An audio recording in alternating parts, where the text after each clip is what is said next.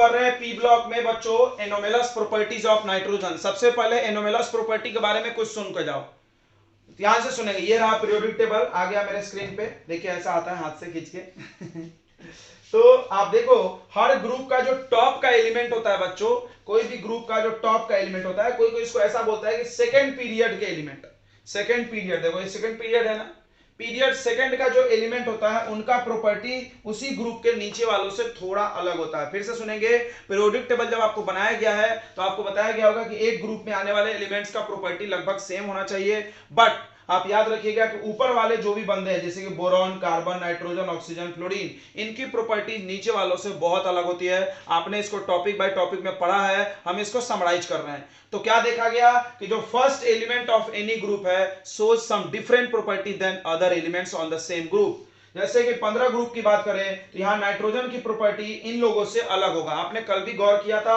हम आपको समराइज करते हैं। देखिए तो क्या बोला गया, ग्रुप 15 में नाइट्रोजन की प्रॉपर्टी जो होती है बाकी लोगों से थोड़ी अलग होती है। अब सवाल आएगा क्यों भाई, हर चीज का रीजन चाहिए, साइंस है ये, अपने मर्जी से कुछ मत बोल दो भाई, क्यों अलग है तो कारण समझते हैं। आपको याद होगा कि ऊपर से नीचे आने पे साइज बढ़ता है, इसका मतलब सबसे छोटा बंदा कहां होगा, ऊपर। और तुमको पता होगा कि तुम्हारे घर का सबसे छोटा सदस्य थोड़ा बदमाश होता है, बस अपने घर का भी, इस घर का भी सबसे छोटा सदस्य कौन है, नाइट्रोजन, तो वो थोड़ा अलग प्रॉपर्टी दिखाएगा। तो पहला कारण स्मॉल साइज है, छोटा साइज होने की वजह से नाइट्रोजन की प्रॉपर्टी बहुत सारे अलग हो जाती है।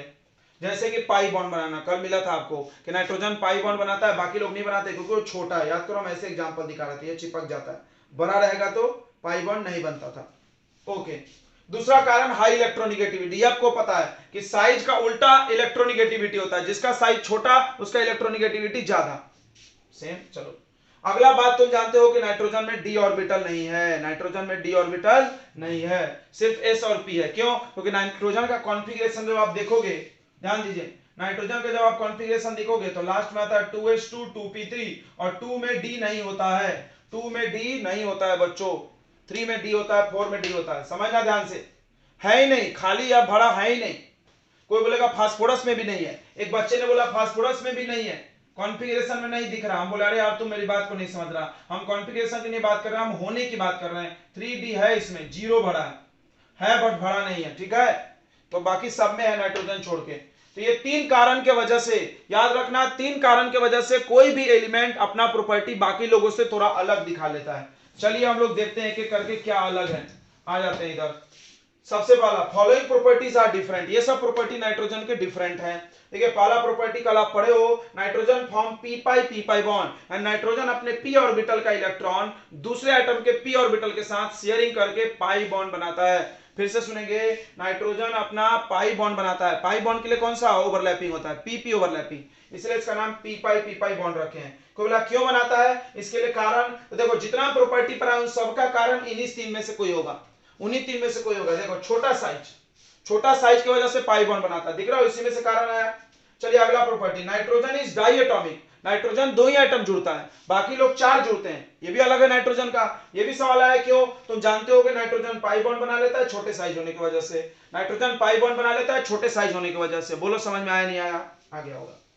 Next, nitrogen do not form allotrope, nitrogen allotrope नहीं बनाता, नाइट्रोजन एलोट्रॉप नहीं बनाता क्योंकि गैस है जिसका एलोट्रॉप नहीं होता है, एलोट्रॉप नहीं बनाता है, बाकी लोग एलोट्रॉप बनाते हैं, वो लोग सॉलिड ओवरलेड है। तो चलिए इधर आइए, अगला कंपाउंड्स ऑफ नाइट्रोजन। अब बात करते हैं नाइट्रोजन कंपाउंड की। नाइट्रोजन का कंपाउंड जो होता है NH3 हो गया, या और भी जितने कंपाउंड है सब हाइड्रोजन बॉन्ड बनाएंगे।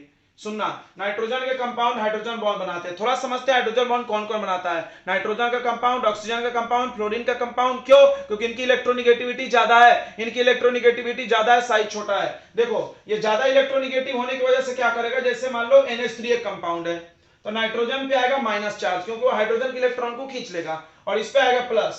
ये प्लस होने की वजह से अगले नाइट्रोजन से जुड़ सकता है, प्लस माइनस, ठीक है। कल हमने पढ़ाया था इसको पोलर कोवेलेंट बॉन्ड बोलते हैं। कोई भी कोवेलेंट बॉन्ड होता है उसमें एक मोर इलेक्ट्रोनिगेटिव होता है, एक लेस। मोर इलेक्ट्रोनिगेटिविटी इलेक्ट्रॉन को खींच लेता है, जो मोर इलेक्ट्रोनिगेटिव होता है वो इलेक्ट्रॉन को अपनी तरफ खींच लेता है। खींचने से इस पे हल्का निगेटिव चार्ज और इस पे हल्का पार्शियल पॉजिटिव, पार्शियल बोलते हैं। अब ये प्लस होने की वजह से अगले नाइट्रोजन से ये बॉन्ड बना लेगा, फिर ये हाइड्रोजन अगले नाइट्रोजन से जुड़ जाएगा। इस तरह से वो हाइड्रोजन बॉन्ड का निर्माण करते हैं, उनके बीच का फोर्स बढ़ जाता है। समझो, तो यहां पर लिखा भी है, देखो नाइट्रोजन के कंपाउंड हाइड्रोजन बॉन्ड बनाते हैं बिकॉज बाकी लोग नहीं बना सकते, इसी ग्रुप में बाकी लोग जैसे फास्फोरस के, आर्सेनिक के कंपाउंड हाइड्रोजन बॉन्ड नहीं बना सकते। क्यों नहीं बना सकते? Due to a small size and high electronegativity, nitrogen का साइज छोटा है और इलेक्ट्रोनिगेटिविटी ज्यादा है, बाकी लोगों का तो कम है। अब आते हैं बॉइलिंग पॉइंट, बहुत इंपॉर्टेंट फैक्ट बताते हैं। देखो बॉइलिंग पॉइंट बच्चों मास पर बढ़ता है, फिर से सुन लेंगे, बॉइलिंग पॉइंट मास बढ़ाने पे पड़ता है। सबको पता है नाइट्रोजन से ज्यादा मास फास्फोरस का है, फास्फोरस ज्यादा आर्सेनिक का, उसके बाद एंटीमनी, उसके बाद बिस्मिथ का। मास बढ़ रहा है तो बॉइलिंग पॉइंट बढ़ना चाहिए, बिल्कुल बढ़ रहा है, देखो बढ़ रहा है बॉइलिंग पॉइंट। बट नाइट्रोजन का NH3 का ज्यादा हो गया pH3 से, भाई मास से क्यों नहीं चल रहा? तो जवाब है नाइट्रोजन NH3 हाइड्रोजन बॉन्ड बनाता है, जब बॉन्ड मजबूत होगा तो उसको बॉयल करने में, उड़ाने में एनर्जी भी ज्यादा लगेगी। समझ में आया? क्योंकि बॉन्ड जब टूटेगा तभी वो उड़ेगा ना, तो बॉन्ड है तो ज्यादा एनर्जी लगेगा। pH3 में बॉन्ड मजबूत नहीं है तो कम एनर्जी लगता है, उड़ जाता जल्दी। समझ में आया? तो pH3 से ज्यादा NH3 का है, जबकि ज्यादा होना चाहिए pH3 का क्योंकि मास ज्यादा है। बट क्यों ज्यादा है इसका? हाइड्रोजन बॉन्ड बनाने की वजह से, याद रखना। अगला देखो NH3 इज लिक्विड, NH3 जो है वो लिक्विड है, अमोनिया, और pH3 गैस है। कोई बोला समझा नहीं सवाल? अरे यार हम बताते हैं, जिसका मास ज्यादा होता है ना उसको होना चाहिए सॉलिड। सोचो, जो ज्यादा भारी होता है उसको सॉलिड होना चाहिए, जो हल्का है वो गैस होना चाहिए। यहाँ उल्टा हो गया, जो हल्का है, ये देखो मास इसका 17 आ रहा है, 14 + 3 17, 17 मास कम, लेकिन ये लिक्विड है, इसका मास ज्यादा, लेकिन गैस है भाई, कम से कम इसको भी लिक्विड होना था, गैस नहीं होना था। तो जवाब क्या है? NH3 के बीच में लगने वाला हाइड्रोजन बॉन्ड, बिकॉज तुमको भी पता है सॉलिड या लिक्विड के बीच का फोर्स बहुत स्ट्रांग होता है, इसमें स्ट्रांग फोर्स है ये वाला हाइड्रोजन बॉन्ड, इस वजह से ये लिक्विड है। तो ये प्रॉपर्टीज आपको दिख रहे हैं नाइट्रोजन के, जो कि बाकी ग्रुप से अलग है, मतलब उसी एलिमेंट से, मतलब जो काम नाइट्रोजन कर रहा है वो फास्फोरस और ये लोग नहीं कर पा रहे हैं, कुछ प्रॉपर्टीज। इस वजह से आप देखिए नाइट्रोजन की प्रॉपर्टी अलग बोली जाती है, और इसी अलग प्रॉपर्टी दिखाने की वजह से एनोमेलस बिहेवियर बोलते हैं। याद रखना, जो भी ग्रुप 16 में हम पढ़ा रहे हैं 15 में, वो 16 में भी आएगा और 17 में भी आएगा, इसलिए आप बड़े ईमानदारी से पढ़िए 15, क्योंकि 16 हम लोग थोड़ा स्पीड में लेके जाएंगे, तो सेम टू सेम आने वाला है। चलिए तो आप नोट कर लीजिए फटाफट। देखिए तो अगला हम लोग छोटा सा एक टॉपिक आता है, बच्चों को बार बार कंफ्यूजन होता है, पी पाई पी पाई पी पाई डी पाई डी पाई डी पाई, ये पाई बॉन्ड का क्लियर करते हैं। सबसे पहली बात कि अगर सबसे पहली बात समझते हैं बॉन्ड कितने प्रकार का होता है, जल्दी से देखिए बच्चों, बॉन्ड दो प्रकार का होता है, एक होता है सिग्मा और दूसरा होता है पाई। सभी लोग ध्यान से सुनेगा, सिग्मा और पाई। सिग्मा बॉन्ड किसको बोलते हैं? वैसा बॉन्ड जो ऐसे ओवरलैपिंग से बनता है, कोएक्सियल, ठीक है। कौन कौन ऑर्बिटल बनाता है? तो s ऑर्बिटल, p ऑर्बिटल, ये दोनों ऑर्बिटल सिग्मा बॉन्ड बनाते हैं, d वाला नहीं बनाता है।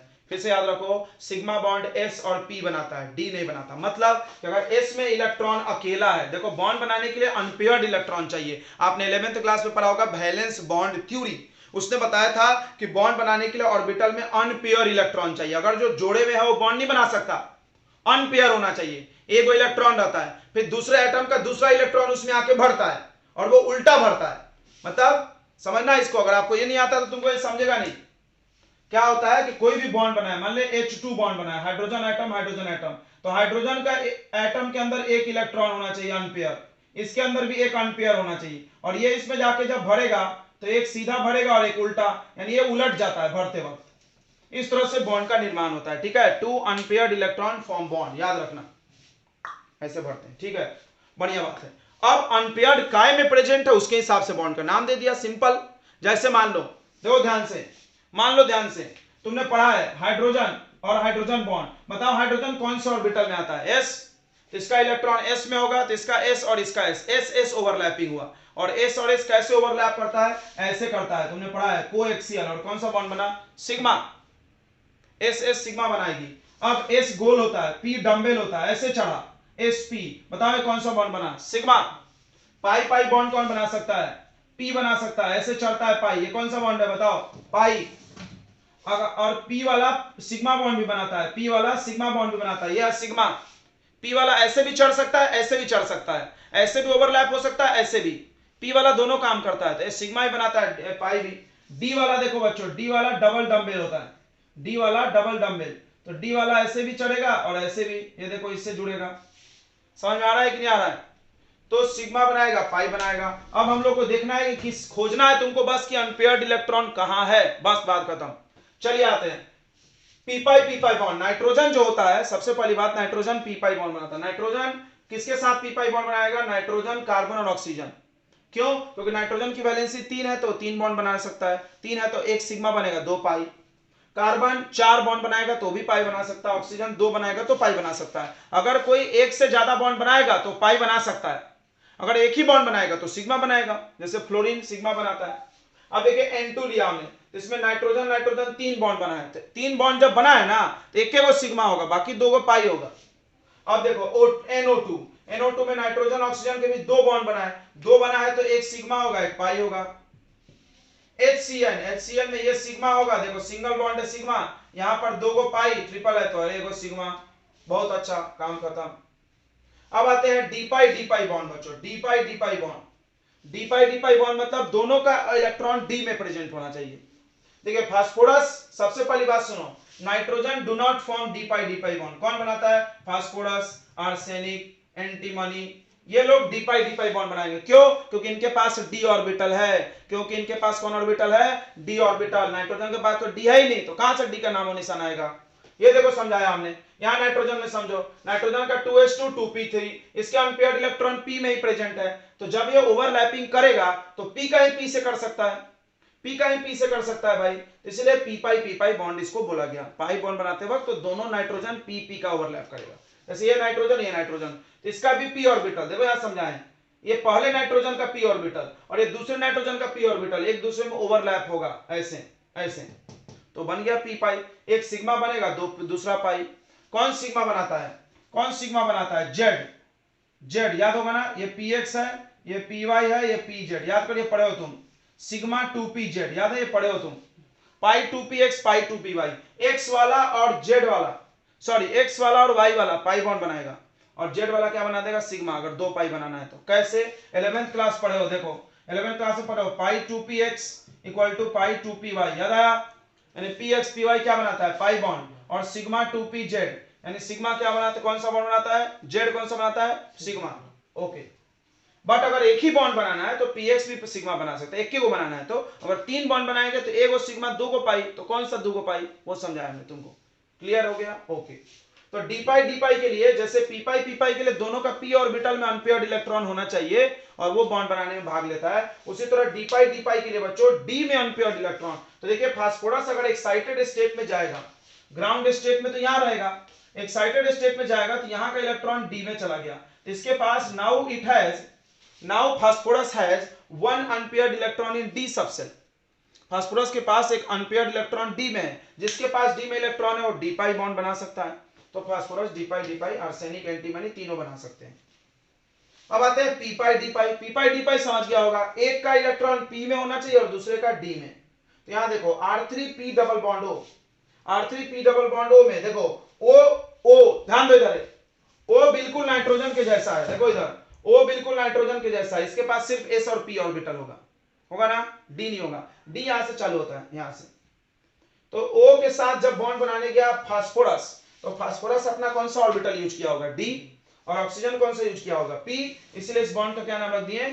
डी पाई पी पाई बॉन्ड, डी पाई पी पाई बॉन्ड। ये भी कौन बनाता होगा बच्चों? ये भी बनाता होगा आपका फास्फोरस, आर्सेनिक, एंटीमनी ही बनाता है, फास्फोरस, आर्सेनिक, एंटीमनी ही बनाता है, ठीक है। तो आप ये 2 पॉइंट भी एनोमेलस बिहेवियर में डाल सकते हो। फिर से सुनो, फिर और 2 पॉइंट मिल गया, रे बच्चा पार्टी। पहला कि नाइट्रोजन पी पाई बॉन्ड बनाता, बाकी लोग नहीं बनाते। सुन लो, phosphorus nitrogen d pi bond नहीं बनाता है, नाइट्रोजन डी पाई और पी पाई बॉन्ड नहीं बनाता है, समझ गया ना? ये दोनों बॉन्ड नाइट्रोजन नहीं बनाता है, बाकी लोग बनाते हैं। बोलो समझा? अंतर है ना? तो आप एनोमेलस बिहेवियर में इसको भी याद से लिख लीजिए। और एक पॉइंट लिख लीजिए, एनोमेलस बिहेवियर में छूट गया है, कोवैलेंसी। अभी थोड़ी देर पहले हमने कल पढ़ाया था कि नाइट्रोजन की कोवैलेंसी 4 है, बिकॉज इसके पास 4 ऑर्बिटल प्रेजेंट है। लास्ट में देखो 1 2 3 4, ये 4 ही ऑर्बिटल यूज कर सकता है हाइब्रिडाइजेशन में, इसीलिए इसका कोवैलेंसी 4 है।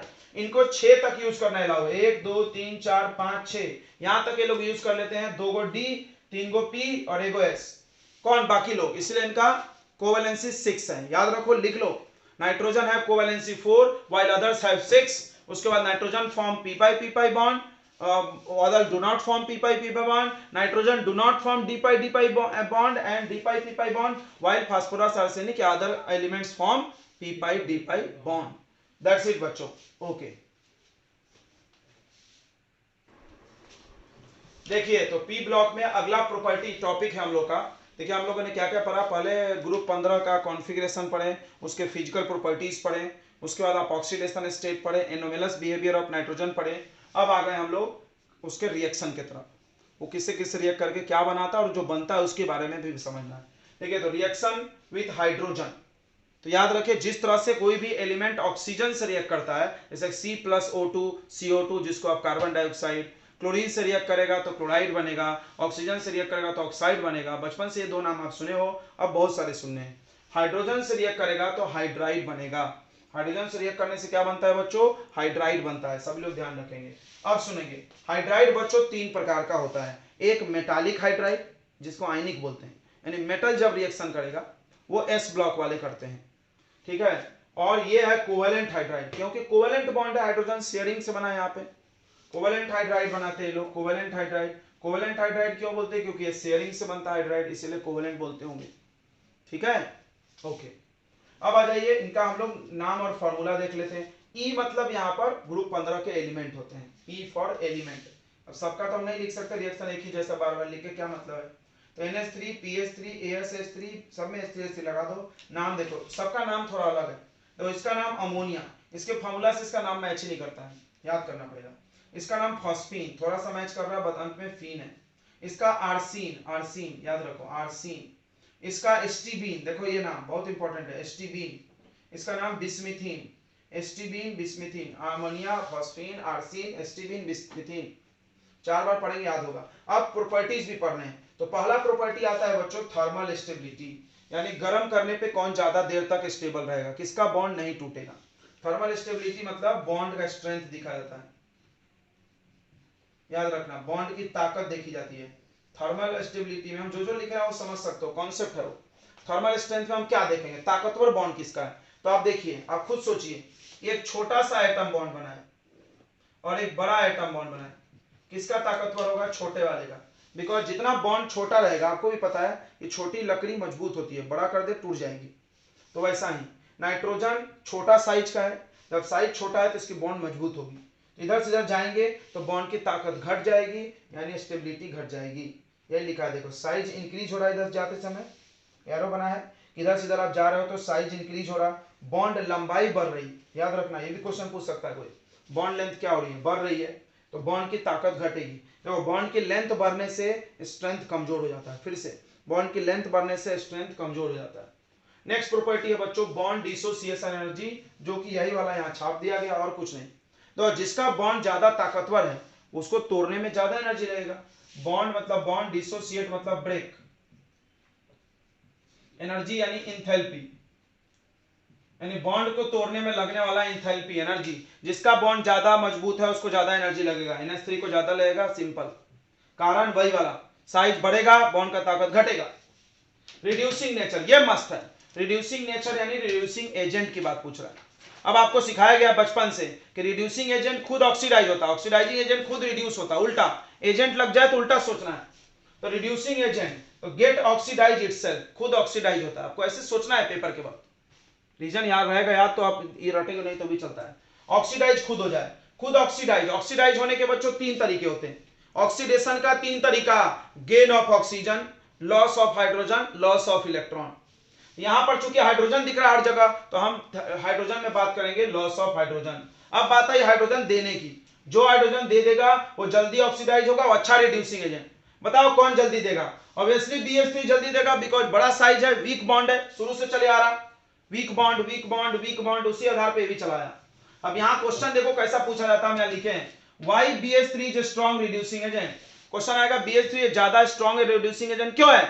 तो बताना Bi का साइज बड़ा है, इस वजह से Bi जल्दी H को डोनेट कर देता है, बॉन्ड की ताकत कम है, जबकि NH3 कमजोर रिड्यूसिंग एजेंट है. ठीक है, अगला प्रॉपर्टी है मेल्टिंग और बॉइलिंग पॉइंट. देखना मेल्टिंग बॉइलिंग पॉइंट साथ में कभी नहीं पढ़ना चाहिए. यहां पर एक जैसा ट्रेंड है तो हम पढ़ा रहे हैं, बट बॉइलिंग पॉइंट मास पे निर्भर करता है और मेल्टिंग पॉइंट क्लोज पैकिंग पे. याद रखना, दोनों अलग अलग निर्भर करते हैं.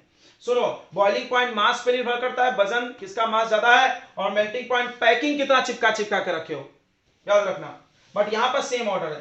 देखो इधर से इधर जाने से मास बढ़ता है, इधर से इधर जाने से मास बढ़ता है, तो बॉइलिंग पॉइंट भी बढ़ता है। देखो यहां से यहां, बट यहां पर एक्सेप्शन हो गया। यहां पर एक्सेप्शन क्यों हो गया, कारण भी है। NH3 हाइड्रोजन बॉन्ड बनाता है, थोड़ी देर पहले हम बना के दिखाए थे, फिर से दिखा सकते हैं। देखो N, फिर H, फिर ये वाला H अगले वाले N से जुड़ेगा, याद आ रहा है, अभी बनाए थे। और हाइड्रोजन बॉन्ड बनाने से इनके आपस की बॉन्ड मजबूत हो गई। जब बॉन्ड मजबूत हो गई तो इनको बॉयल करने में ज्यादा एनर्जी लगेगी। अच्छी बात है। यहां पे क्वेश्चन है, why boiling point of NH3 is more than PH3? कारण due to formation of hydrogen bond. Nitrogen ही क्यों हाइड्रोजन बॉन्ड बनाता है? बिकॉज नाइट्रोजन की इलेक्ट्रोनेगेटिविटी ज्यादा और वो छोटा साइज है। याद रखो, अभी थोड़ी देर पहले पढ़ाए थे। इसी सवाल को घुमा के पूछा जा सकता है कि NH3 लिक्विड है और ये लोग गैस काहे हैं, तो जवाब देना यही वाला कि ये हाइड्रोजन बॉन्ड बनाता है। और कुछ प्रॉपर्टीज है इसके, अभी हम आपको समझा देते हैं इसके बाद लिख करके। बच्चों हम ऐसा लिख के इसलिए समझा रहे हैं थोड़ा टाइम कम बचे, नहीं तो हम एक्चुअली अपने लाइव बैच में तो इसको डबल पढ़ाते हैं। ठीक है, बच्चों को डबल समझा रहे हैं, तो पहले हम उनको समझाते हैं, लिखते लिखते वक्त भी समझाते हैं और फिर डबल समझाते हैं। बट रिकॉर्डिंग में ज्यादा लंबा नहीं हो जाए, वीडियो करके हम लोग बस समझा रहे हैं। आई होप आपको समझ में आ रहा होगा। कोई डाउट है तो आप बताइएगा कमेंट करके। ठीक है, इसको नोट कर लीजिए, इसके बाद की प्रॉपर्टीज देखिए। तो आज हम लोग खत्म करने वाले हैं हाइड्राइड्स और ऑक्साइड। ध्यान से देखेंगे, हाइड्राइड में दो प्रॉपर्टी बच गया था, एक है बेसिसिटी। देखिए बेसिसिटी मतलब बेस की ताकत, समझना। अब यहाँ पे बेस तीन प्रकार के होते हैं, आपको पढ़ाया गया होगा। बेस तीन प्रकार के होते हैं, हम आपको नाम सुना देते हैं। Lewis base, Arrhenius base, Bronsted base. फिर से सुने, लेविस, आर्हेनियस, ब्रॉन्स्टेड। तीन साइंटिस्टों ने बेस के अलग अलग तीन डेफिनेशन बताए थे। हम लोग यहाँ पर लेविस की बात कर रहे हैं। लेविस ने क्या बोला था, याद रखना, एल से लेविस है और एल से लोन पेयर। उन्होंने लोन पेयर देने और लेने की एबिलिटी के आधार पर एसिड बेस डिसीजन लिया था।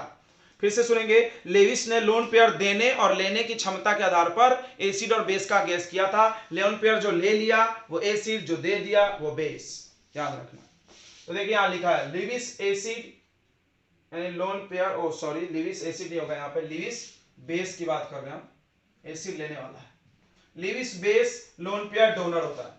अब बात करना है हमको, यहाँ पर पता करना है कौन अच्छा बेस है, तो हमको देखना है कौन जल्दी डोनेट करेगा लोन पेयर। सबको पता है ग्रुप 15 पढ़ रहे हो, 15 वालों के पास 5 गो इलेक्ट्रॉन होता है। अगर वो 3 बॉन्ड बनाने में खर्चा कर दिया तो के गो इलेक्ट्रॉन बचा, 2 इलेक्ट्रॉन, मतलब एक पेयर। समझना, यहां पे बना हुआ देखो, नाइट्रोजन के पास 5 इलेक्ट्रॉन था, वो 3 गो खर्च कर दिया हाइड्रोजन के साथ, तो 2 गो बच गया, यानी एक पेयर बच गया। तो सबके पास एक एक पेयर बचा है। बड़ा समस्या है सर, पता कैसे चलेगा कौन जल्दी देगा? सबके पास 2-2 इलेक्ट्रॉन है भाई, ज्यादा कम तो है नहीं। बहुत सिंपल बात है बच्चों, डेंसिटी पे डिसीजन होगा। डेंसिटी समझता है ना, घना, कितना घना इलेक्ट्रॉन है, कितना पास पास में इलेक्ट्रॉन है। डेंसिटी का फॉर्मूला होता है मास बाय वॉल्यूम, यानी वॉल्यूम यानी साइज। साइज बढ़ने से डेंसिटी घटती है। इधर आ जाइए, इधर से इधर जा रहे हो, साइज बढ़ रही है, डेंसिटी घट रही है। मतलब इन लोगों पे कम डेंस इलेक्ट्रॉन है, तो कौन जल्दी दे देगा? नाइट्रोजन बहुत डेंस है, छोटा साइज है, छोटू से समझना, छोटे एटम पे 2 इलेक्ट्रॉन, बड़े एटम पे 2 इलेक्ट्रॉन, किसमें पास पास में, इसमें, तो जल्दी डोनेट करेगा। सो नाइट्रोजन जल्दी डोनेट कर देगा इलेक्ट्रॉन। क्लियर हो गया? क्योंकि उसकी डेंसिटी हाई है, high electron density. You can write it has high electron density. क्योंकि सवाल जनरली नाइट्रोजन पे आता है, इसलिए हम नाइट्रोजन की बात ज्यादा करते हैं, बट हम एक ऑर्डर भी पढ़ा रहे हैं। अब आ जाते हैं बॉन्ड एंगल। बॉन्ड एंगल क्या होता है बच्चों? तो आपको पता होगा कि जो बॉन्डिंग ऑर्बिटल्स होते हैं उनके बीच का एंगल, सेंट्रल मेटल के साथ जो बीच में एटम होता है ना, और जो आजू बाजू वाले एटम होते हैं, वो आजू बाजू वाले एटम बीच वाले एटम के साथ जो एंगल बनाते हैं, ये देखो, ये आजू बाजू का एटम, समझ में आ रहा? और ये बीच का सेंट्रल एटम, इसके बीच का एंगल ये। तो बॉन्ड एंगल बच्चों sp3 हाइब्रिडाइजेशन का 109 होता है। फिर से सुनेंगे, अगर sp3 हाइब्रिडाइजेशन है तो बॉन्ड एंगल 109 होगा। लेकिन चारों बॉन्ड होगा तब, अगर उसमें 3 ही बॉन्ड हो, अगर उसमें 3 ही बॉन्ड हो बच्चों, तो थोड़ा सा कम होता है, 107 होता है। ये आपको 11th में पढ़ाया गया ना। 4 बॉन्ड पेयर, देखो 4 बॉन्ड पेयर तो इतना एंगल, 3 बॉन्ड पेयर तो बॉन्ड पेयर, लोन पेयर बढ़ता है तो एंगल घटती है, याद रखना। लोन पेयर बढ़ता है तो एंगल, एक लोन पेयर आए तो एंगल घट के 107 हो गया। अब NH3 का 107 है, इसके शेप का नाम पिरामिडल होता है बच्चों। अगर आपको ये नहीं समझता है तो आप 11th क्लास केमिकल बॉन्डिंग का लेक्चर जाके देखिए, आपको आएगा समझ में। 11th class chemical bonding hybridisation topic के अंदर ये सब आता है, बॉन्ड एंगल वगैरह सिखाया जाता है। तो आप देखिए NH3 का हाइब्रिडाइजेशन sp3 है और शेप है पिरामिडल और बॉन्ड एंगल 107 है, NH3 का है।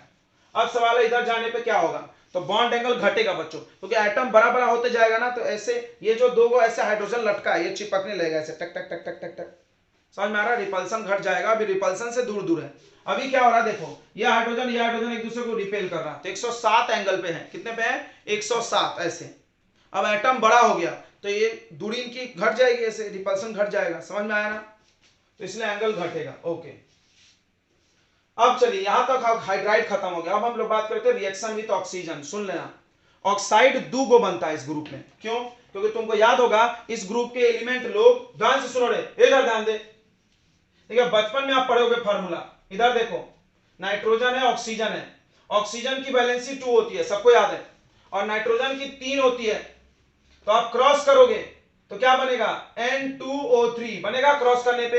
अच्छा, हम तुमको बताए थे कल कि नाइट्रोजन के साथ ऑक्सीजन नाइट्रोजन के साथ 5 तक दिखाता है, ऑक्सीजन के साथ 5 तक, तो मान लो ये 5 रहा, तो ये 5 पे 2 ही रहेगा, तो कितना बनेगा फॉर्मूला N2O5। यानी कितने ऑक्साइड बनाएंगे लोग, 2 प्रकार के, क्योंकि इनका ऑक्सीडेशन नंबर, इस ग्रुप का ऑक्सीडेशन नंबर 3 होता है और 5 होता है। 3 5 है तो 3 वाला भी ऑक्साइड 5 वाला भी ऑक्साइड, समझ में आ गया? यानी इस ग्रुप के एलिमेंट लोग ट्राई ऑक्साइड और पेंटा ऑक्साइड बनाते हैं। नाइट्रोजन तो हद करे हुए है, नाइट्रोजन तो सारा ऑक्साइड बना लेता है 1 से लेके 5 तक। देखो N2O, इसके बारे में हम लोग आगे भी चर्चा करेंगे, अभी आप N2O3 और N2O5 पे फोकस करेंगे। देखो यहाँ पे ट्राई पेंटा ट्राई पेंटा ट्राई पेंटा। अब एक इंपॉर्टेंट बात सुन के जाना, याद कर जाना, इसको अगले ग्रुप में नहीं बताएंगे। सबसे पहली बात कि नाइट्रोजन फास्फोरस नॉन मेटल है और आर्सेनिक ये मेटल वाइड और ये मेटल बताया गया था। और आपको याद होगा 10th पे पढ़ाया जाता है नॉन मेटल का ऑक्साइड कैसा होता है, एसिडिक, नॉन मेटल का ऑक्साइड एसिडिक, और मेटल वाइड का एम्फोटेरिक। एम्फोटेरिक यानी जो एसिड के तरह भी बिहेव करे और बेस के तरह, बीच वाला मेटल का बेसिक। याद रखना, ये बार बार नहीं बताएंगे, मेटल का ऑक्साइड बेसिक होता है, नॉन मेटल का ऑक्साइड एसिडिक होता है, और जो मेटल नॉन मेटल दोनों का कैरेक्टर दिखा रहा है वो एसिड बेसिक दोनों होगा, एसिड बेस दोनों होगा, तो एम्फोटेरिक बोलते हैं। अब आ जाओ इधर नौकर, नाइट्रोजन और फास्फोरस के ऑक्साइड एसिडिक होंगे, हाँ बोलो यस, क्योंकि वो नॉन मेटल है। ये दोनों एम्फोटेरिक होंगे, यस, क्योंकि वो मेटल वाइड है। ये वाला बेसिक होगा, यस, बिकॉज वो मेटल के जैसा है, यस सर। ये वाला 5 वाला नहीं बनता होगा, हम बताया था ना बिस्मिथ पे 5 नहीं बनता है, इनर्ट पेयर इफेक्ट, बिस्मिथ पे 5 नहीं बनता है, इनर्ट पेयर इफेक्ट 3 वाला स्टेबल है, 5 वाला नहीं बनता है। याद करो कल सिखाए थे 6s का इलेक्ट्रॉन जंप करके नहीं जाता है, 6s का इलेक्ट्रॉन जंप करके नहीं जाता है ऑर्बिटल की वजह से। ओके, और एक इंपॉर्टेंट बात, अब 3 और 5 वाले में कौन अच्छा एसिड है, यहां लिखा है higher oxidation state more acidic, ज्यादा ऑक्सीडेशन स्टेट मोर एसिड। यहां पर 3 ऑक्सीडेशन स्टेट, यहां 5, कौन ज्यादा अच्छा एसिड होगा बे, 5 वाला। तो बच्चों आज हम लोग यहीं पे खत्म कर रहे हैं लेक्चर को, कल मिलेंगे तो आगे बढ़ेंगे ऑक्साइड में ही और कुछ थोड़ा सा पढ़ेंगे। ठीक है बच्चों, आई होप आपको समझ में आया होगा आज का लेक्चर। आया क्या समझ में, हम लोग क्या क्या पढ़े आज बताइए? इसके पहले हमने आपको रिएक्शन विद हाइड्रोजन पढ़ा दिया, हाइड्राइड बनता है और उसके प्रॉपर्टीज पढ़ाए हैं, हाइड्राइड के प्रॉपर्टी आते हैं पेपर में। उसके बाद हमने पढ़ाया आपको reaction with oxygen and oxides बनते हैं और उसके भी प्रॉपर्टीज हमने आपको 2 पढ़ाए थे कि स्टेबिलिटी कौन है और उसका नेचर कौन सा है, ठीक है, कौन ज्यादा एसिडिक होगा, ये भी पढ़ाए थे। आज पढ़ेंगे हम लोग रिएक्शन विद हैलोजन। देखिए तो सिंपल सी बात है, ऐसे हम लोग पढ़े लिखेंगे, देखो ई यानी एलिमेंट प्लस आपका ई मतलब ग्रुप 15 का एलिमेंट, समझ रहे हैं ना, ई मतलब ग्रुप 15 का, ई मतलब एलिमेंट ऑफ ग्रुप 15। इसका अगर आपने रिएक्शन X2 से करा दिया, X मतलब फ्लोरीन, क्लोरीन, ब्रोमीन और आयोडीन, हैलोजेंस, तो ये बना लेगा बच्चों EX3 और EX5, 2 बनेगा। तुमको शुरू दिन से हम बता रहे हैं कि इस ग्रुप का 2 ऑक्सीडेशन नंबर है, 3 और 5, 3 5 कर दिया हमने। इसको बोलते हैं ट्राई हैलाइड और इसको बोलते हैं हम लोग बच्चों penta halide, tri halide penta halide, ध्यान देंगे।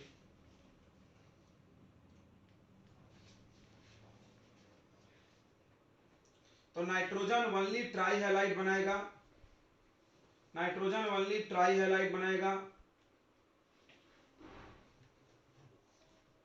ओनली ट्राई हैलाइड बनाएगा, ठीक है। Do not form pentahalide, do not form pentahalide, क्योंकि इसके पास डी ब्लॉक नहीं है। फास्फोरस बना लेगा अपना PX3 PX5, आपने देखा भी होगा। इसका एग्जांपल है बच्चों PCl3 PCl5, आपने जरूर देखा होगा कंपाउंड। आर्सेनिक में बनाएगा AsX3 AsX5। एंटीमनी भी बनाएगा SbX3 और SbX5।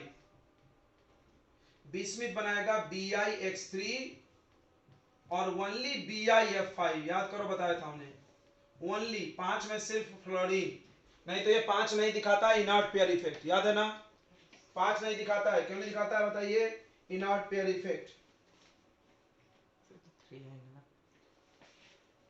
अरे तो फ्लोरीन के साथ बनाएगा ना, ओनली लिखा है भाई, क्लोरीन नहीं बनाएगा, ब्रोमीन नहीं बनाएगा।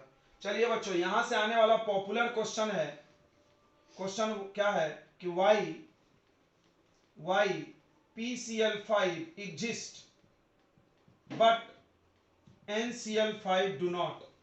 जवाब दो, जवाब दो इंडिया, पूछता है भारत। बताओ बच्चों क्या जवाब है? क्यों PCl5 बनता है लेकिन NCl5 नहीं बनता है? जल्दी बताए, पूछता है भारत, जल्दी बोलो।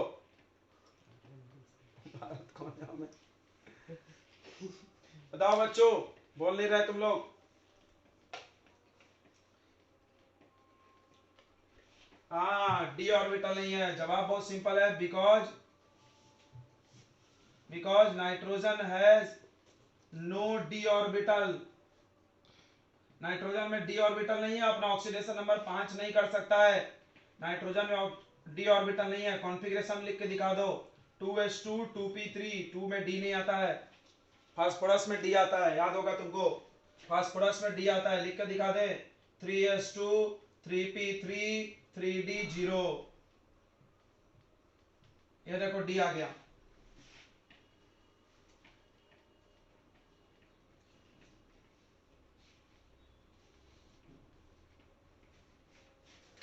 चलिए अगला पॉइंट सुनेंगे।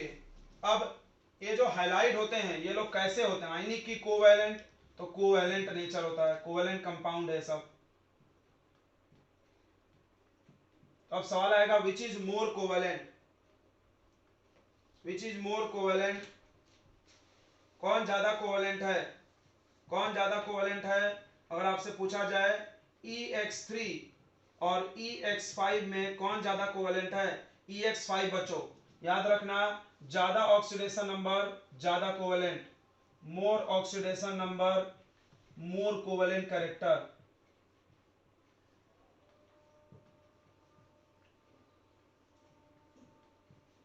मोर oxidation number more covalent character.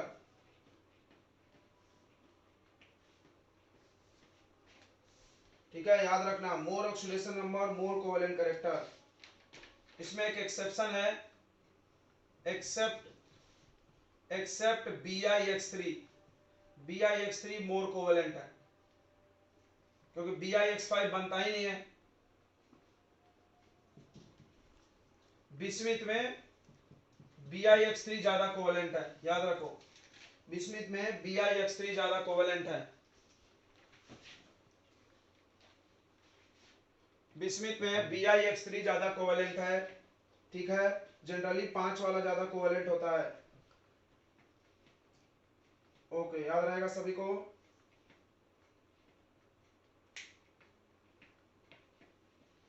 चलिए तो अगला पूछा है ट्राई हैलाइड बिस्मिथ में स्टेबल होता है।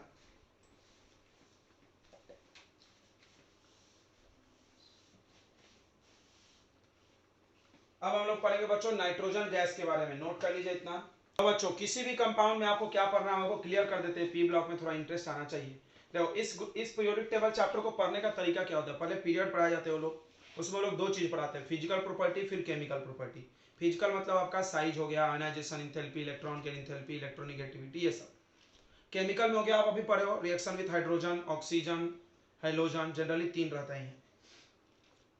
उसके बाद बच्चों इन ग्रुप्स में से जिसके ज्यादा कंपाउंड पॉपुलर है अपने लाइफ में, जैसे देखो मान लो 15 पढ़ रहे हो तो नाइट्रोजन के कंपाउंड अपने लाइफ में पॉपुलर है बहुत ज्यादा। अमोनिया हो गया, ठीक है, नाइट्रिक एसिड हो गया HNO3, नाइट्रोजन गैस हो गया, तो वो आपको पढ़ाए जाएंगे। फास्फोरस के कंपाउंड पॉपुलर है तो वो पढ़ाया जाएगा। कंपाउंड्स पढ़ाए कैसे जाते हैं, तो कंपाउंड का पहले प्रिपरेशन, इसको बनाते कैसे, प्रिपरेशन भी दो पढ़ते हैं हम लोग, एक कमर्शियल मतलब बिजनेस वाले। अब देखना कमर्शियल प्रिपरेशन का हमेशा एक मकसद रहता है, क्या मकसद रहता है, पैसा कम मुनाफा ज्यादा, पैसा कम मुनाफा ज्यादा, यानी पैसा कम लगे फायदा ज्यादा हो, फोकट पे मिल जाए तो ज्यादा सही है। समझ में आ गया, कमर्शियल मेथड। दूसरा इंडस्ट्रियल, इंडस्ट्रियल मेथड पैसा का टेंशन नहीं रहता, खर्चा कोई और कर रहा है, लैब में जो पैसे लगाता हो तो कोई और लगाता है, खर्चा पैसे का नहीं रहता। सुरक्षा, सुरक्षा सेफ्टी क्लीन, मतलब साफ सुथरा होना चाहिए, कचरा पट्टी नहीं होना चाहिए, नहीं तो धुआं धुआं कर दिए, लैब खराब कर दिए। बात समझ में आ गई, दो मेथड पढ़ाया जाता है, एक आप लेबोरेटरी में कैसे बनाओगे, एक कंपनी में कैसे बनाओगे, दो प्रिपरेशन। उसके बाद उसकी फिजिकल प्रॉपर्टी, उसकी केमिकल प्रॉपर्टी, उसका यूज। फिर से सुनो, जैसे तुम कंपाउंड पढ़ोगे कोई भी तो क्या पढ़ोगे, commercial preparation, commercial and business में, इंडस्ट्रियल प्रिपरेशन, सॉरी कमर्शियल को इंडस्ट्रियल बोलते हैं, और दूसरा आएगा कौन सा, लेबोरेटरी प्रिपरेशन मेथड, तीसरा आएगा फिजिकल प्रॉपर्टी, चौथा आएगा केमिकल प्रॉपर्टी, और पांचवा यूज। हर चीज के 5 चीजें आपको पढ़ने पक्के हैं, याद है। चलिए इस ट्रेंड को आप फॉलो करेंगे हम लोग, और चालू करते हैं कंपाउंड्स पढ़ना।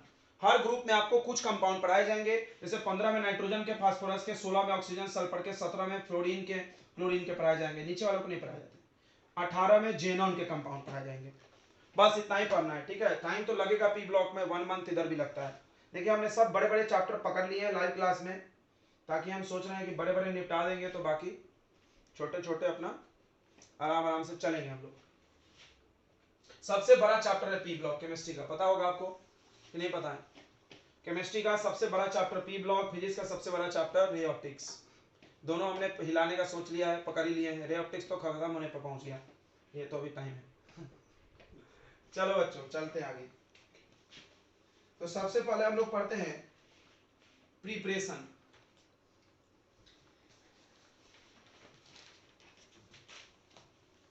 प्रिपरेशन में बच्चों सबसे पहला आएगा कमर्शियल मेथड। कमर्शियल यानी कंपनी में जो यूज होता है, इंडस्ट्रियल भी आप बोल सकते हो इसको। तो बच्चों कंपनी वाले क्या करते हैं, तो हवा, हवा जानते हो, एयर में वो है ना नाइट्रोजन गैस, उसको अब लोग पानी बना लेते हैं। 8वीं 9वीं में पढ़ना है, fractional distillation of air, fractional distillation of air बच्चों। इसको क्या करते हो लोग commercially, N2 is obtained by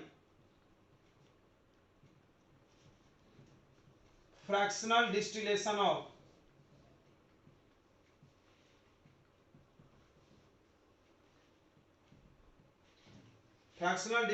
of air।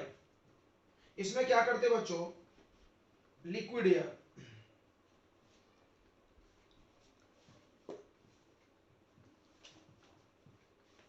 इसमें क्या करते हैं आपको बता रहे हैं, ध्यान सुनेंगे।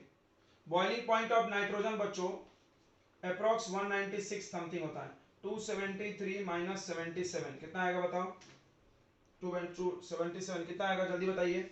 70 चला गया, 7 में 3 गया 4, 196 आ रहा है ना, सही बोले थे हम, बोस इज राइट। 196 माइनस में होता है, माइनस 196 डिग्री सेल्सियस बच्चों, ये है इसका नाइट्रोजन का बॉइलिंग पॉइंट है। सभी लोग ध्यान से सुनेंगे, नाइट्रोजन का बॉइलिंग पॉइंट माइनस 196 है,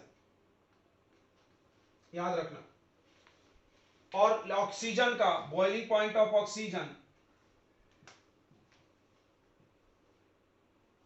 ऑक्सीजन का बॉइलिंग पॉइंट बच्चों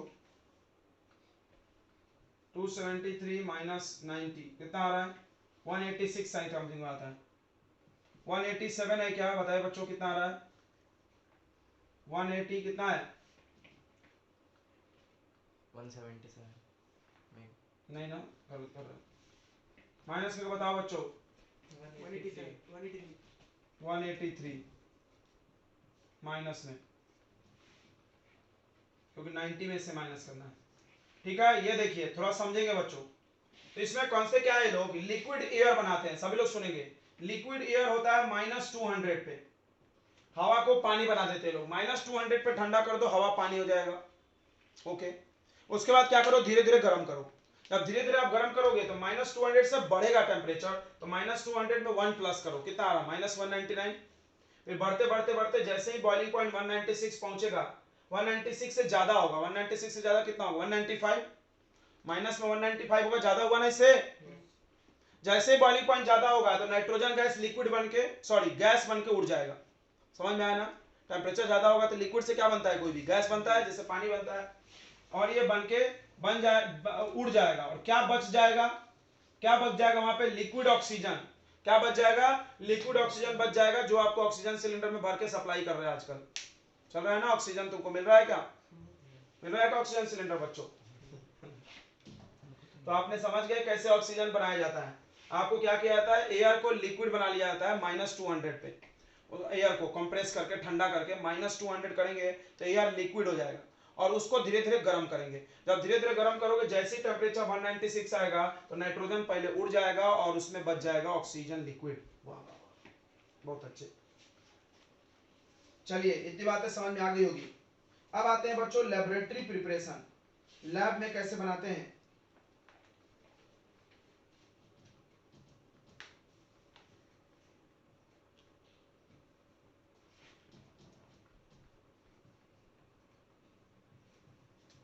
लेबोरेटरी प्रिपरेशन बच्चों, लैब में कैसे बनाते हैं बच्चों। इसमें क्या करते हैं, अमोनियम क्लोराइड का रिएक्शन सोडियम नाइट्राइड से कराते हैं। देखिए अमोनियम क्लोराइड, अमोनियम क्लोराइड क्या होता है, NH4Cl।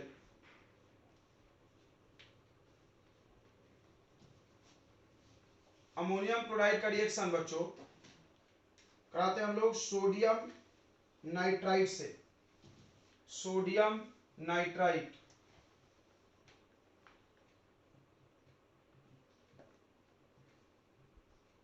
सोडियम नाइट्राइड से रिएक्शन कराते हैं, ध्यान देंगे।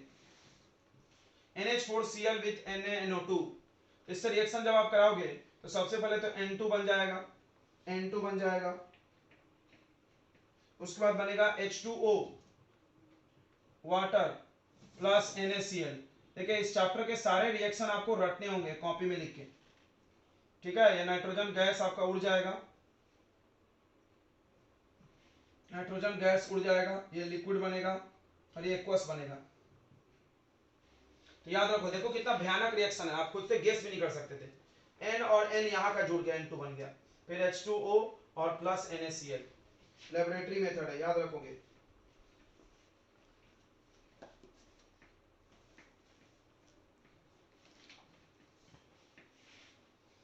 इस रिएक्शन में सुनेंगे पहला, इन दिस रिएक्शन,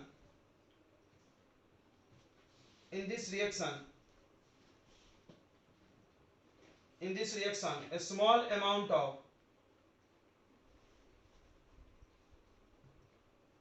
NO भी बनता है। स्मॉल अमाउंट ऑफ क्या बनता है, NO।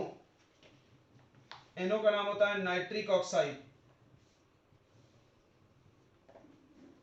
एंड HNO3 भी बनेगा बच्चों।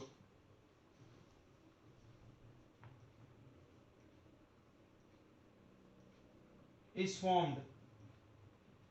फॉर्म्ड बनता है, ठीक है, उसका निर्माण होता है। Which can be removed,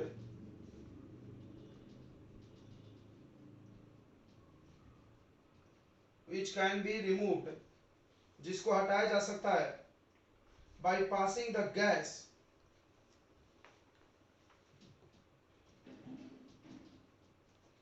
by passing it through concentrated नहीं aqueous, through aqueous H2SO4 solution।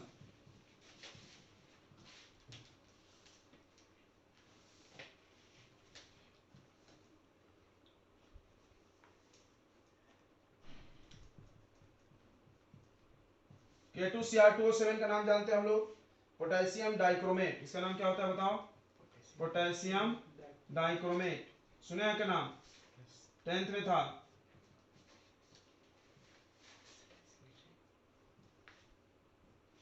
Potassium dichromate, ये किस कलर का होता है, पर्पल होता है कि पिंक होता है, दो ही ऑप्शन है, बताइए इसका कलर बताइए बच्चों, पर्पल है कि पिंक है। देखिए बच्चों बहुत इंपॉर्टेंट है ये, ध्यान देंगे। K2Cr2O7 और H2SO4 के साथ इन दोनों को मतलब मिला करके अगर आप इसको पास करोगे तो वो इसको खींच लेगा, समझ में आया? NO और HNO3 को हटाने के लिए। तो ये रिएक्शन आपका समझ में आ गया होगा लैब में कैसे बनाते हैं।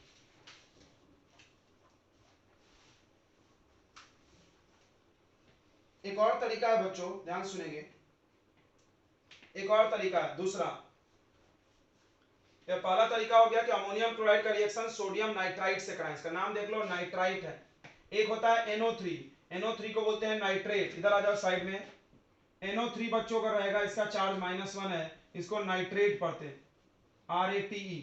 और NO2 -1, इसका नाम नाइट्राइट, नाइट्राइट RITE। देखो कितना स्लाइट डिफरेंस है, नाइट्राइट नाइट्रेट, ठीक है, याद रखेंगे। दूसरा मेथड है बच्चों कि आपको क्या करना है, थर्मल डिकम्पोजिशन कराना है अमोनियम डाइक्रोमेट का। देखो अगला प्रोसेस है थर्मल डिकम्पोजिशन,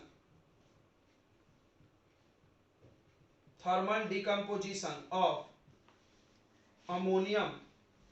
देखो अगर आप फार्मूला लिखने में सक्षम हो तो आसान है चैप्टर आपके लिए। डाइक्रोमेट, अमोनियम डाइक्रोमेट ले लो, उसको गर्म करके तोड़ दो, थर्मल डिकम्पोजिशन। ध्यान देंगे, थर्मल डिकम्पोजिशन इंडोथर्मिक रिएक्शन होता है। अमोनियम का फॉर्मूला क्या होता है, NH4, अमोनिया नहीं अमोनियम। और डाइक्रोमेट, क्रोमेट का फॉर्मूला होता है Cr2O7, याद कर जाओ, क्रोमेट का फॉर्मूला होता है Cr2O7। जो जो चीज मिलता है हम यहाँ सिखा रहे हैं, वैलेंसी 2 है, इसका नाम है क्रोमेट, डाइक्रोमेट। और क्रोमेट रहेगा तो चार्ज 1 होगा। अब देखो इसकी वैलेंसी 1 है, इसकी 2 है, तो इस पे ट्वाइस लगाना पड़ेगा क्या, बताओ इस पे ट्वाइस क्यों लगा, क्योंकि अमोनियम पे चार्ज कितना होता है +1 और इस पे 2, ऐसे क्रॉस करते हैं ना, पढ़े होंगे बचपन में। इसका नाम क्या होगा, अमोनियम, इसका नाम क्या होगा बच्चों जल्दी बताओ, अमोनियम डाइक्रोमेट।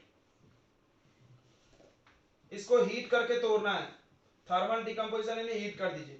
तो कोई भी चीज को हीट करेंगे तो सब टूट टाट जाता है, उसमें जितने टुकड़े हैं सब टूट जाएंगे। देखो सबका ऑक्साइड बनेगा। सबसे पहले नाइट्रोजन गैस निकल जाएगा N2 बन के, फिर H का तो H2O निकल जाएगा, क्रोमियम का निकल जाएगा Cr2O3। देख लो ये बहुत इंपॉर्टेंट रिएक्शन हो सकता है, क्योंकि अच्छे लोग बता नहीं पाएंगे जल्दी। N से नाइट्रोजन बन जाएगा, H2O बन जाएगा और Cr2O3 दिखेगा। चलिए तीसरा इसमें देखते हैं, तीसरा भी है, तीसरा भी है। देखो लैब में 3 मेथड है बच्चों, एक सेकंड। तीसरा मेथड भी है, यहां लिख दे रहे हैं हम, यहां लिख दे रहे हैं, थोड़ा सा इसको हटा रहे हैं, इतना तो आसान था। तीसरा मेथड देखेंगे, तीसरा by thermal decomposition of, by thermal decomposition of, by thermal decomposition of azide, sodium azide. देखना बहुत धाकर कंपाउंड है, एजाइड तुम जानते ही नहीं होगे, एजाइड आप लोग नहीं जानते होंगे, राइट। चलिए आप बताते इधर आइए। जैसे ऑक्साइड किसको बोलते हैं, O पर -2, तो क्या बोलते हैं ऑक्साइड। उसी तरह एजाइड किसको बोलते हैं, देखो N3 -2 चार्ज, इसको एजाइड बोलते हैं, AZID। याद रखेंगे इसका स्ट्रक्चर ऐसा होता है, N ट्रिपल बॉन्ड N, इस पे भी -1 चार्ज, इस पे भी -1 चार्ज। देख लो ये एजाइड है, क्या ये एजाइड, याद रहेगा एजाइड, बहुत इंपॉर्टेंट है, याद रखो, सब लिखते चलो यार, जो जो चीज नहीं आता नोट करो। Thermal decomposition of sodium azide, देखो इधर लिख रहे आप, देखो सोडियम की वैलेंसी 1 और एजाइड में N3 लिखोगे और चार्ज कितना लिखोगे साथ में -2। बताओ क्या फॉर्मूला बनेगा, नहीं नहीं सॉरी सॉरी, इसमें चार्ज -1 ही है, तो N3 ट्रिपल बॉन्ड बना लिया है ना, तो इस पे एक ही चार्ज आएगा, N3 -1, ओके। एजाइड, एक सेकेंड, इसका भी 1 इसका भी 1 कट गया, इसका नाम हो जाएगा सोडियम अजाइड। इसको हीट कर दो बच्चों, कुछ करना ही नहीं है, हीट कर दो बस, सोडियम अलग नाइट्रोजन गैस अलग, कितना मस्त है। बैलेंसिंग के यहाँ 2 लगाना है तो लगा लो। उसके अलावा बेरियम एजाइड ले लो, BaN3, थोड़ा ध्यान देंगे, Ba की वैलेंसी 2 होती है, इसकी वैलेंसी 1, यहाँ ट्वाइस लगेगा, लगेगा कि नहीं लगेगा जल्दी बताओ। क्या आप लोग को ये सब बेसिक चीजें पता है ना भाई, अगर नहीं पता ये बेसिक तो क्या होगा तुम्हारा, अल्लाह रहम करे, प्रभु रहम करे, कुछ नहीं हो सकता। और ये नहीं पता है तो आपको 10th क्लास का लेक्चर अटेंड करना पड़ेगा। बताओ इससे भी बड़े शर्म की बात कुछ हो सकती है जिंदगी में। 10th क्लास का केमिकल रिएक्शन का लेक्चर यूट्यूब पे खोल लीजिए, मेरे केमिकल रिएक्शन का first lecture, making of chemical formula नाम के लेक्चर होंगे। मेकिंग ऑफ केमिकल फार्मूला अगर आपको नहीं आता है तो आप वो जाके देखें।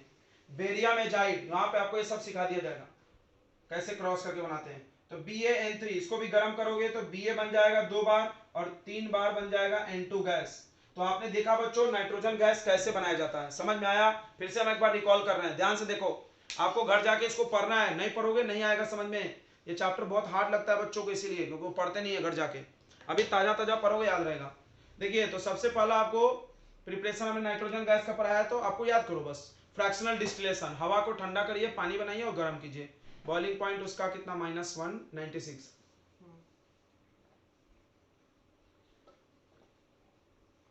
उसके बाद लैब में बनाने के बहुत सारे तरीके हैं।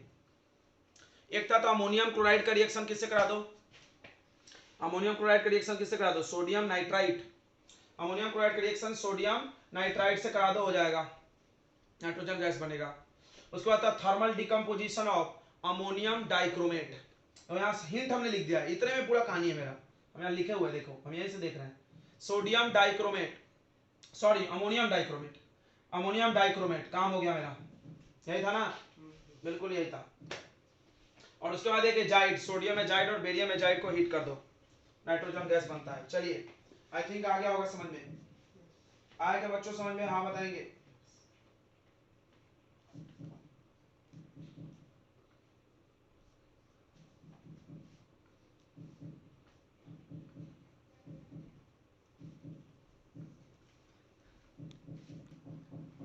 नहीं तो जमजम से ठोकता है, मोबाइल वाइब्रेट करता है।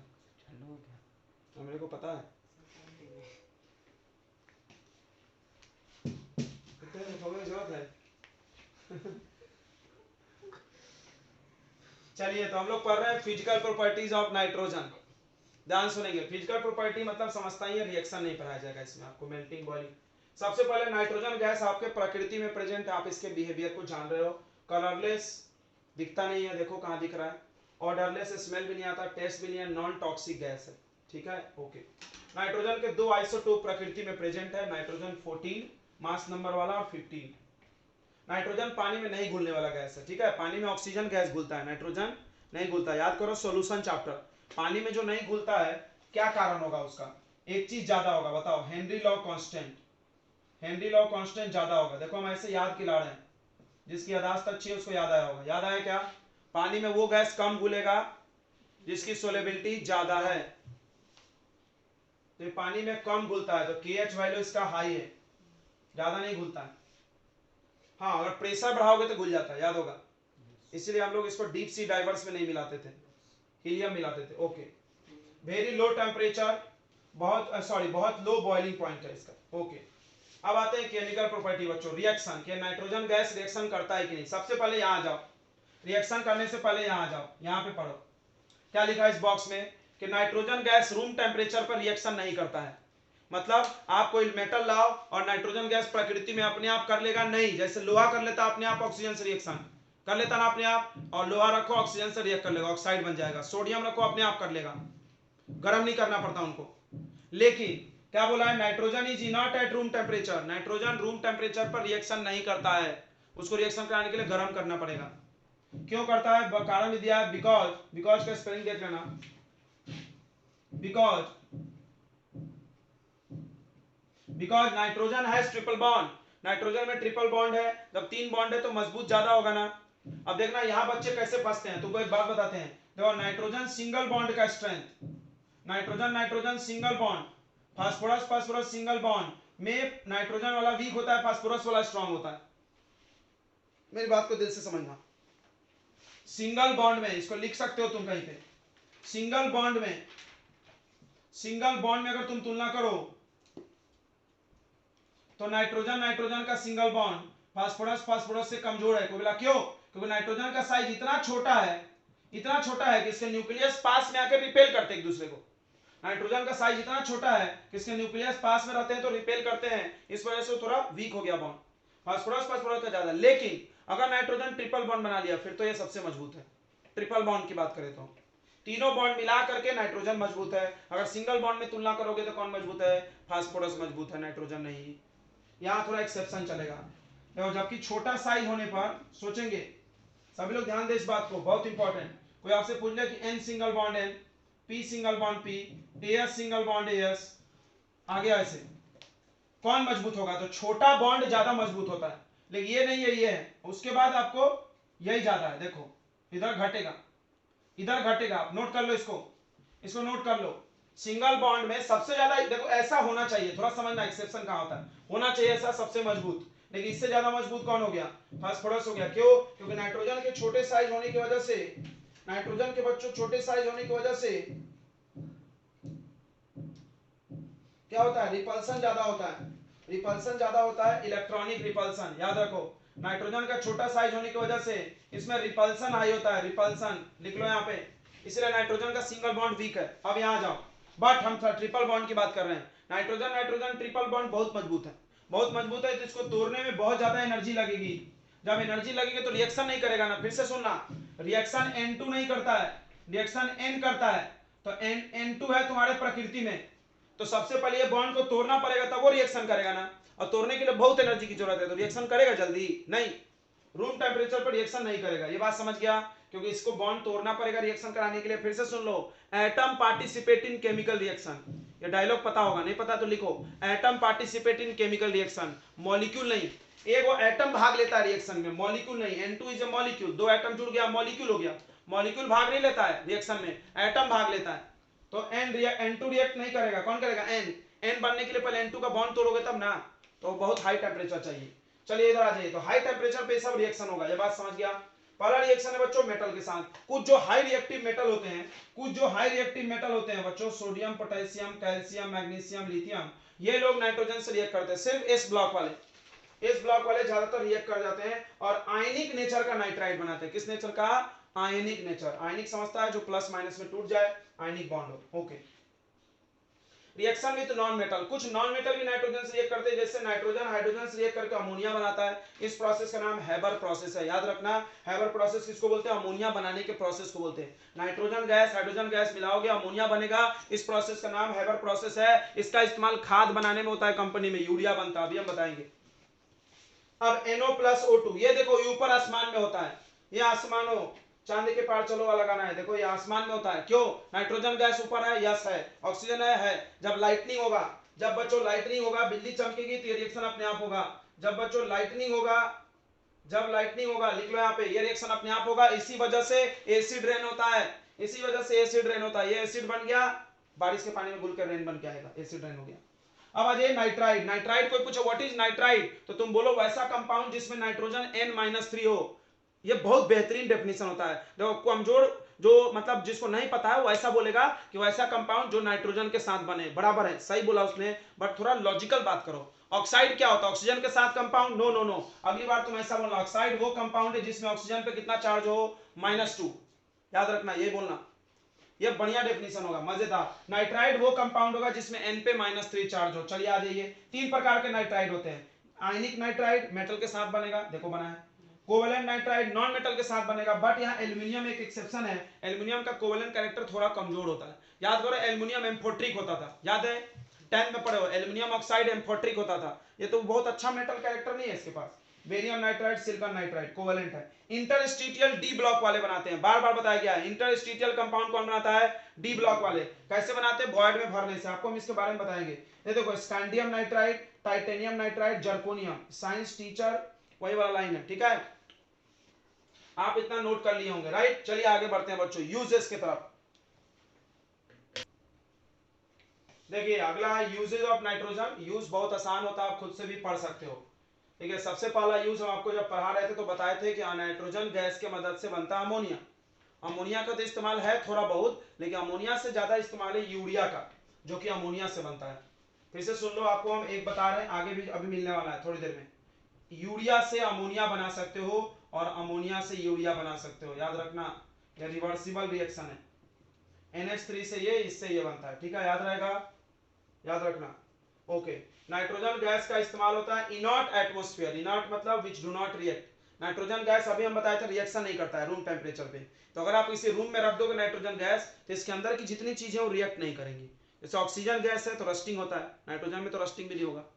यानी आप कहीं लोहा रखे हो स्टोर करके, मान लो कंपनी वाला बहुत सारा लोहा रखा है, तो उस चेंबर में क्या भर सकता हो? नाइट्रोजन गैस, तो रस्टिंग नहीं होगा। अच्छी बात है। लिक्विड नाइट्रोजन रेफ्रिजरेंट के रूप में यूज होता है, रेफ्रिजरेटर में लिक्विड नाइट्रोजन गैस यूज करते होंगे। अब आते हैं अमोनिया, अगला कंपाउंड है नाइट्रोजन का अमोनिया। बच्चों बहुत नाम सुना होगा आपने इसका बचपन से, NH3। देखिए don't confuse with ammonia and ammonium. देखो अमोनियम एक आयन है, अमोनियम एक आयन है और अमोनिया एक कंपाउंड है, गैस है, NH3 या NH4+1। सो आप आई थिंक नहीं कंफ्यूज होंगे। अमोनिया का प्रिपरेशन हम लोग देख लेते हैं सबसे पहले। देखिए बच्चों इसका प्रिपरेशन, सबसे पहला प्रिपरेशन है फ्रॉम यूरिया। यूरिया जो खाद होता है उससे बनता है, ठीक है। ये नेचुरल मेथड है, नेचुरल, समझना बहुत इंपॉर्टेंट बात है। ये आपके प्रकृति में हो रहा है, प्रकृति में हो रहा है। देखो कैसे हो रहा है आपको बताते हैं, बहुत इंपॉर्टेंट ज्ञान है, ध्यान सुनना, ठीक है। प्रकृति में हो रहा, तो जितनी भी ऑर्गेनिक वेस्ट है, सब लोग सुनेंगे, जितनी भी ऑर्गेनिक वेस्ट है उससे यूरिया बाहर निकलता है। क्या आप जानते हो, क्या आप लोग जानते हैं ऑर्गेनिक वेस्ट में यूरिया होता है? आप बाथरूम करते हैं, टॉयलेट करते हैं, उसमें क्या होता है? यूरिया होता है। पढ़े हो कभी? नाम है यूरिन, नाम ही है यूरिन, यूरिन में तो यूरिया होगा ना जी। तो ये ऑर्गेनिक वेस्ट है, ये जब प्रकृति में जाता है तो रिएक्ट कर जाता है वाटर से। वाटर से अगर ये रिएक्ट करेगा तो ये प्रोड्यूस करेगा अमोनिया गैस। कौन सा गैस प्रोड्यूस करेगा? NH3 plus H2O plus CO2। देख लो भाई, अब देखो तुम बाथरूम में देखोगे बास आता है, अमोनिया गैस का बास आता है। टॉयलेट करके आप पानी डालोगे, जो स्मेल आता है वो स्मेल किस गैस का है? अमोनिया गैस का। तो याद रखिए ये एक नेचुरल प्रोसेस है, प्रकृति भी अमोनिया गैस बना रही है। कैसे बना रही है ये देखिए ध्यान से, ये रिएक्शन रिवर्सिबल है।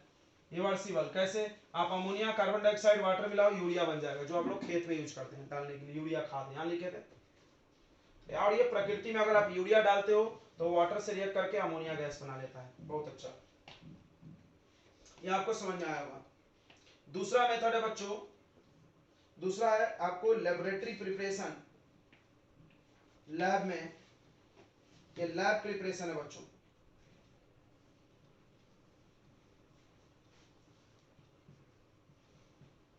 स्मॉल स्केल प्रिपरेशन, सब लोग ध्यान देगा।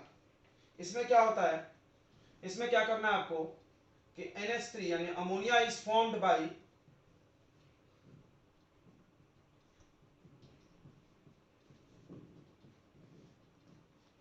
ammonia is formed by reacting ammonium salt,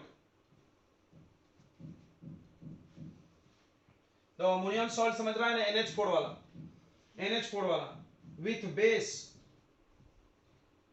base, कौन सा बेस लेना है भाई? तो बेस ले लो आप सोडियम हाइड्रोक्साइड, सोडियम हाइड्रोक्साइड ले लो, नहीं तो कैल्शियम हाइड्रोक्साइड ले लो। इसको कास्टिक सोडा बोलते हैं, इसको क्या बोलते हैं? Caustic soda. और इसको तो जानते होगे सोडा लाइम, नहीं सोडा लाइम नहीं, वो क्या नाम है? Lime water, lime water. इधर देखिए बच्चों, इधर देखिए, अमोनिया का प्रिपरेशन का कैसे होगा? तो सॉल्ट ले लो, NH4 का सॉल्ट, तो NH4 प्लस है, इसके साथ कुछ भी माइनस वाला मिला दो, Cl मिला दिए, तो +1 -1 कट गया। इसका रिएक्शन आपको किसी के साथ भी करा दो, NaOH के साथ करा दो, देखना बहुत आसान है। सबसे पहले इसको बना दो NH3 में, सब लोग ध्यान देंगे, और Na के साथ क्या बाहर निकल गया? NaCl, और यहाँ का OH और यहाँ का H क्या बन गया होगा? H2O। समझ में आया कि नहीं आया? ये देखो अमोनियम क्लोराइड है, अमोनियम सॉल्ट है कि नहीं? तो रिएक्शन आप लिखोगे तभी मजा आएगा, नहीं तो तुमको ऐसे नींद आ रही होगी, बोर भी लग रहा होगा, क्या कर रहे हैं सर। अगला देखो, NH4 के साथ SO4 लिख दिए, NH4+1 SO4 -2, सही नहीं है फॉर्मूला, क्या लगेगा यहाँ पर? होल ट्वाइस, नाम हो जाएगा अमोनियम सल्फेट। तुमको खुद करना चाहिए, मेरा काम बस ये कॉन्सेप्ट बताना है, ये वाला। इसका रिएक्शन आप इससे करा लो, कैल्शियम हाइड्रोक्साइड, क्या बनेगा? सबसे पहले ये NH3 बनेगा, ये NH3 बनेगा, 2 बार बना लो, यहाँ 2 बार है तो, प्लस SO4 कैल्शियम के साथ जाएगा, जैसे Cl गया था Na के साथ, तो CaSO4 दोनों का वैलेंसी 2-2 है, और OH किस क्या बन के निकलेगा जल्दी बताओ? वाटर। बोलो आसान लग रहा है, भारी लग रहा है? आसान लग रहा है ना? यह अमोनिया गैस का दूसरा प्रिपरेशन मेथड हो गया बच्चों, ध्यान से देखेंगे। अगला प्रिपरेशन पे आते हैं हम लोग। अगला प्रिपरेशन तुम जान रहे हो हैबर प्रोसेस। अगला प्रिपरेशन आप जान रहे हो Haber process, large scale preparation.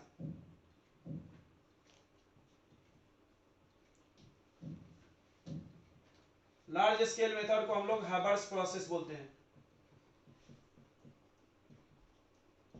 ये हैबर प्रोसेस क्या होता है सबको पता है कि नाइट्रोजन गैस लो, उसमें 3 मोल हाइड्रोजन गैस मिला दो, याद होगा हमने बहुत बार एग्जांपल दिया है, और ये रिवर्सिबल रिएक्शन है और 2 मोल NH3 बन जाएगा अमोनिया, ये भी गैस है, गैस स्टेट में बनेगा। यहां पर डेल्टा H, जो डेल्टा H का साइन है बच्चों ध्यान से देखना, -46 डिग्री से कैलोजूल पर मोल। तो बताओ माइनस मतलब एक्सोथर्मिक इंडोथर्मिक, एक्सोथर्मिक, माइनस मतलब एक्सोथर्मिक रिएक्शन है, एक्सोथर्मिक, हीट बाहर निकलती है, याद रख लो हीट बाहर निकलती है इस प्रोसेस में। बहुत सवाल आता है इसके बारे में, हम लोग इसको अच्छे से स्टडी करते हैं, आप नोट कर लीजिए, हम डायग्राम बनाते हैं तब तक।